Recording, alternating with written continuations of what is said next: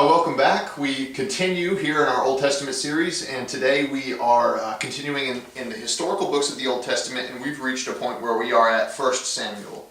And as we enter into this book, James, I want to begin with the question, where are we in chronological history? What's the setting of 1 Samuel? Where's Israel at in the book of 1 Samuel? Well, we're the end of the period of the Judges and transitioning into the period of the Kings. And so we are going to, in 1 Samuel, start where Judges leaves off, but by the end we will be at the end of the reign of the first king of Israel. Okay. All right, so tell us then who is, in considering that context, who is Samuel? What does he do? What's he about in this book? Well, Samuel is a miracle child. He's an answer to prayer. At the beginning of the book, his mother, Hannah, is praying at the tabernacle. It's a beautiful story. She's praying because she is the neglected wife. She's the second wife, and she's the wife who can't bear children. And her husband has two wives, and he dotes on the one who gives him children and is not so doting on the other one. And so she's praying and asking God. She's praying so fervently that Eli thinks she's drunk.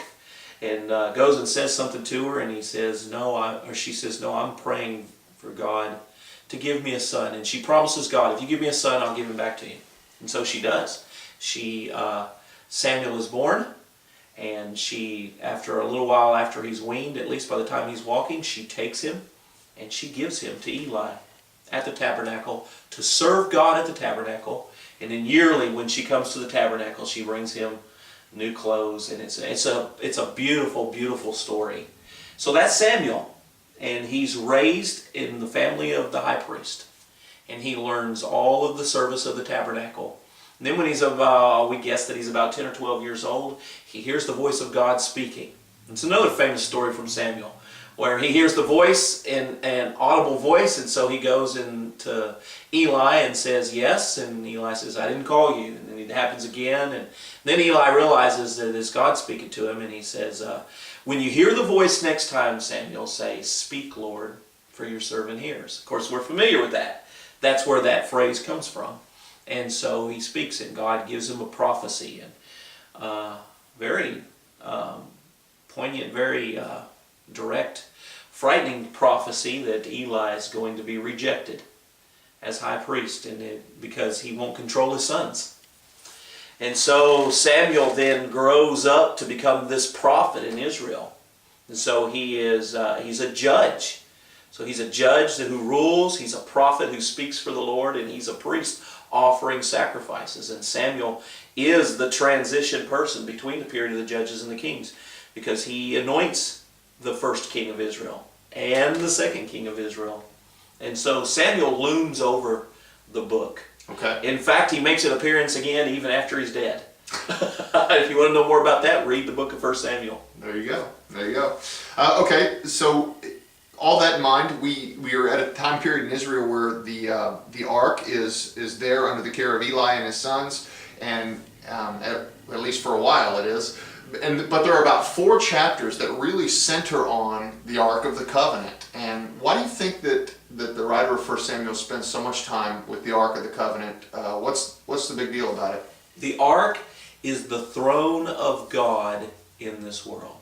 In the Ark, inside the tabernacle, was in the holiest place, and on it was the mercy seat, where the blood was poured on the what they call Yom Kippur, the Day of Atonement.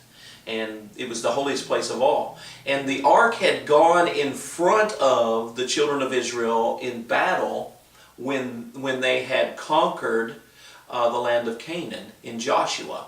And it pictured God going ahead of them and defeating their enemies for them. And so they get this idea because there's intermittent battles going on with the Philistines. Well, we lose this battle of the Philistines, what we need to do is take the ark. And they treat the ark almost as if it's a talisman or some kind of a magical piece. If they just take it in front of them, forgetting that it represents God. You can't take the things that represent God and ignore God, which is what they try to do. So they take it in front of them, they go to battle, and of course they lose the battle. And the ark is taken captive. And the Philistines take it and they put it in their temple for their god Dagon.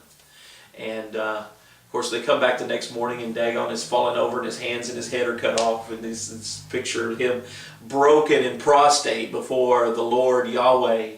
And of course God had said, you shall have no other gods before me. So this is what happens.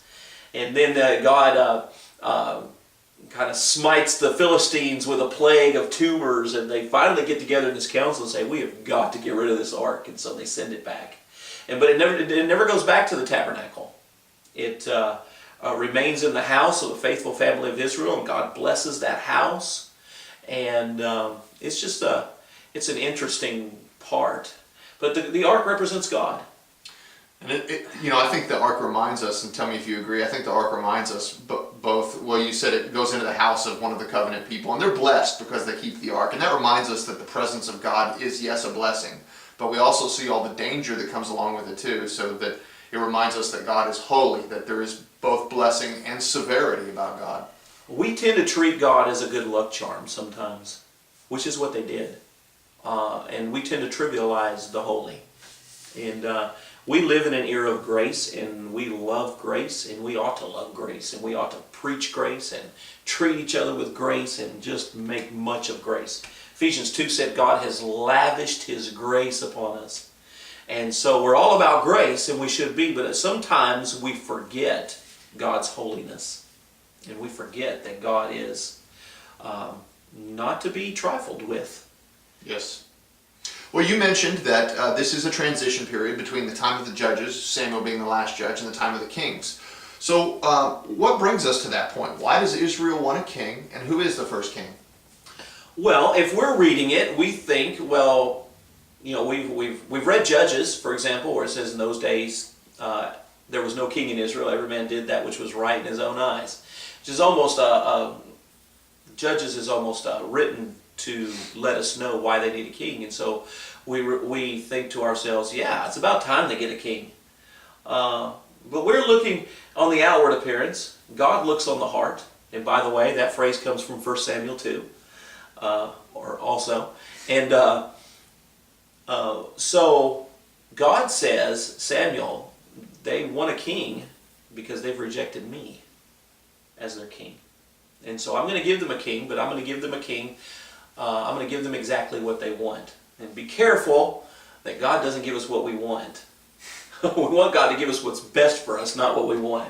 But God gives them what they want. He gives them a king, Saul, head and shoulders above all of Israel. But I think that leads into your next question. Yeah, so tell us a little bit about Saul. Tell us what's good about Saul, what's bad about Saul. I mean, this is the figure that is the first king of Israel, so tell us about the good and the bad of him.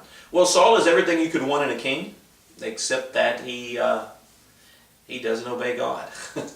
He starts off well. He starts off humbly. He starts off trusting in God for victory, and God gives him victory. But we see early on that he's rash, that he makes rash vows, sort of like in Judges. We see that he's stubborn and willful, that he would rather do things his way. Sometimes there's one scene where he's waiting on Samuel to show up to offer some sacrifices before they go into battle, and Samuel gets delayed, and he's impatient, and he decides to take it upon himself to offer the sacrifices himself, which he cannot do. And Samuel rebukes him for that. And then later on we see that he makes a rash vow that would cause him to have to kill his own son Jonathan. And the people stand up against him and say, we're not going to let you do that. And so there's weakness in his character, and there are these flaws in his character. And it culminates when God tells him to go up against the Amalekites and to destroy them utterly, and not to take any spoil. But he doesn't do that. He spares the king, brings the king back captive, and he also brings the spoil. So there's this really tragic scene where Samuel comes in and says, so Saul, did you obey the Lord? Oh yes, I obeyed the Lord. Then what does this mean, this bleating of the sheep that I hear? Oh, well, I brought those back as a sacrifice to the Lord.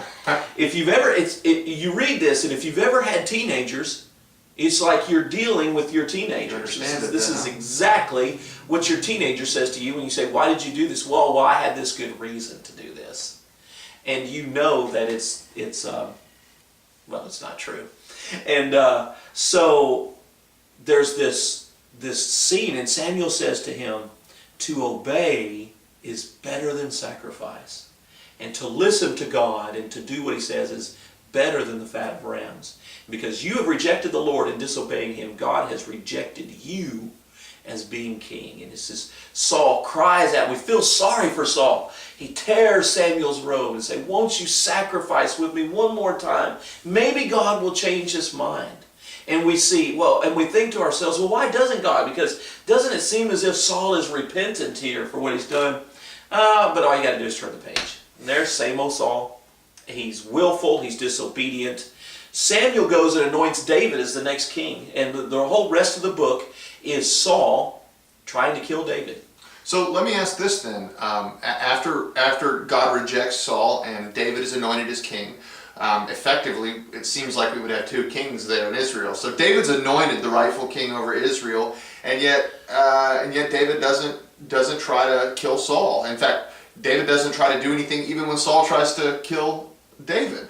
Why is that? Why doesn't David try a little bit more forcefully to take the throne from Saul? David trusts God. David has a faith in God that is just tremendous, and he's just waits for God providentially to act, and he will not step in front of God to try and do himself what God has promised. And so he waits, and he respects Saul because Saul is the anointed of the Lord, and he will not lift up his hand against Saul, even when he's given opportunities to lift up his hand. Even Saul has tried to kill him twice. Saul has plotted to kill him.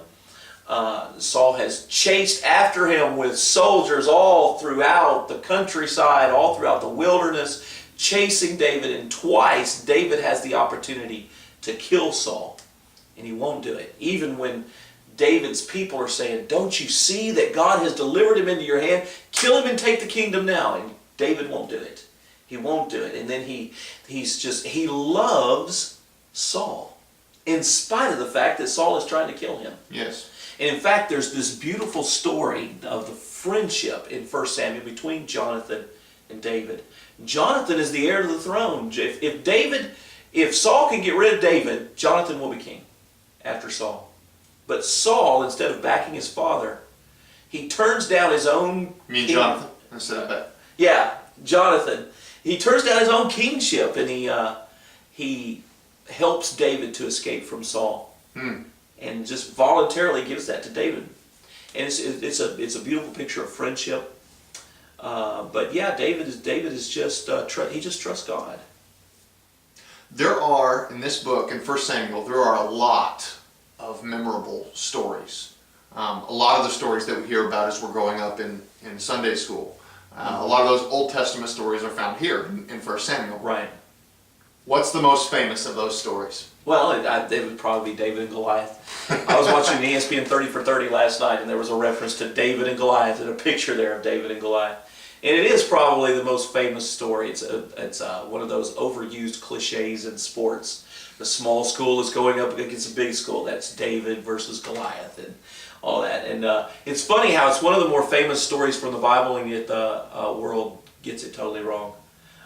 It's not the story. David's not the little guy against the big guy. David has God on his side. The story of David and Goliath is that trust God, and when the Lord's on your side, you're the big guy. Of course you're going to defeat Goliath. So it's not really David against Goliath, it's God against Goliath, right? It's God against Goliath. And David's just trusting God to keep his promises. And you know something else? The promised land itself is never fully conquered until David. And so they've gone in and they've defeated some of the kings and they've established themselves, but all through